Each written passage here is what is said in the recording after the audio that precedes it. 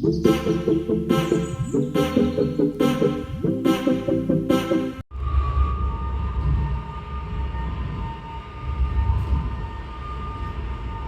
everyone, I am Rashmi Belsare. Welcome to my channel Belsare Classes. Today we are starting question number 11, trigonometry of class 10, exercise 8.1. Say true or false and justify your answer.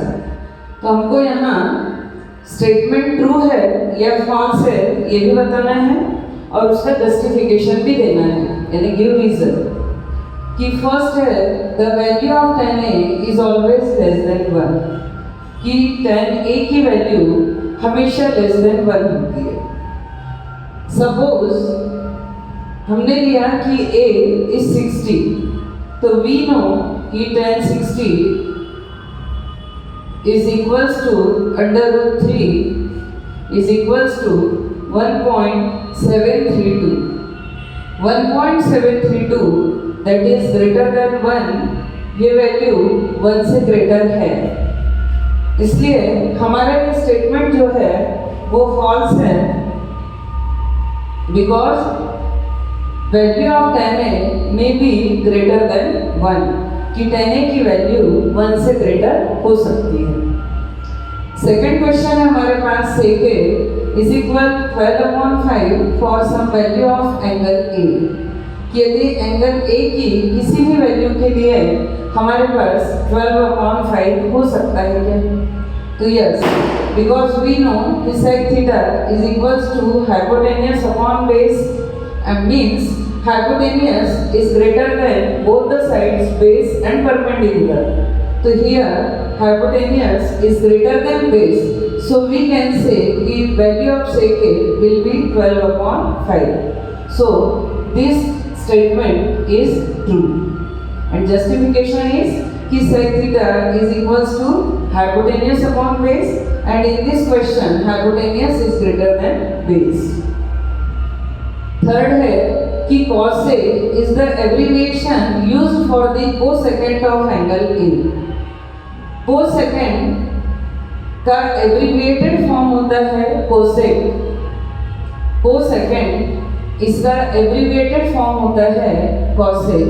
तो ये cosec ए के लिए हम cosecant of angle ए बोलते हैं, लेकिन ये question बोल रहा है कि cos A is the abbreviation used for the cosecant of angle A. It is wrong, means this statement is false because cos A is the abbreviation of cosine. Cos जो है कोसाइन का होता है, ना कि कोसेकेंड का।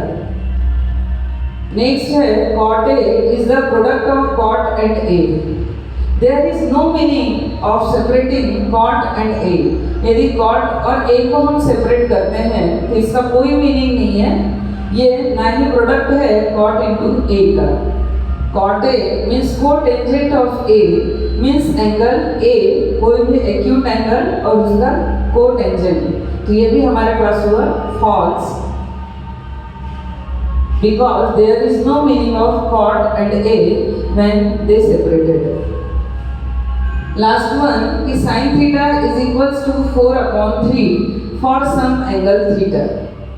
अभी हम इसके जस्ट बाद टेबल पढ़ेंगे जिसमें हम different values for 0 degree, 30 degree, 45 degree, 60 degree, 90 degree, तब हम वहाँ देखेंगे कि साइन थीटा की वैल्यू कभी भी ग्रेटर देन 1 नहीं होती है। तो ये 4/3 मीन्स ग्रेटर देन 1, एक बात ये हो गई। और सेकंड जस्टिफिकेशन हम ये दे सकते हैं कि sine theta is equals to perpendicular upon hypotenuse. Hypotenuse is the longest side. It means h should be greater than p. h की वैल्यू p से ग्रेटर होना चाहिए, लेकिन यहाँ perpendicular is greater than hypotenuse. So it is also false statement. तो इस तरीके से ये हमारे 5 ट्रू फॉल्स यहाँ कंप्लीट हुए और यहाँ हमारी एक्सरसाइज 8.1 कंप्लीट हुई। होप करती हूँ कि आपको सभी क्वेश्चन बहुत अच्छे से समझ आए होंगे, और यदि कोई प्रॉब्लम किसी क्वेश्चन के किसी भी स्टेप में हो तो प्लीज़ कमेंट सेक्शन में मुझे इन्फॉर्म कीजिएगा, मैं ज़रूर आपके प्रॉब्लम्स को सॉल्व करूँगी। तो चलिए मिलते हैं नेक्स्ट क्वेश्चन के साथ, तब तक के लिए बाय।